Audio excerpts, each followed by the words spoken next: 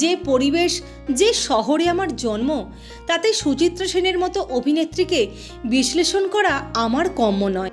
তবে একটা কথা না বলে পারছি না, স্কুল লাইফে বাড়ি ফিরে আমি যখন হিন্দি মুভি দেখতাম, সেই সময় বলিউডের বাজার কাঁপাচ্ছেন শ্রীদেবী, মাধুরী দীক্ষিতরা।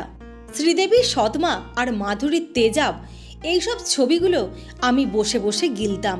এদের দুজনের অভিনয় আমার খুব ভালো লাগতো।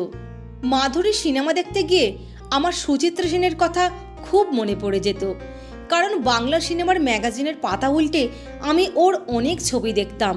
সেজন্য সিনেমার পর্দায় দেখা মাধুরী দীক্ষিত আর বাংলা ফিল্ম ম্যাগাজিনের সুচিত্রা সেন সব একসঙ্গে মনে পড়ে যেত। হিন্দিতে ওর আঁধি ছবি দেখে আমি ঘুমোতে পারিনি। আঁধি আমি বিভিন্ন সময়ে দেখেছি, স্কুল লাইফে, স্কুলের জীবন শেষ হওয়ার পর কলেজ লাইফে, যতবার দেখেছি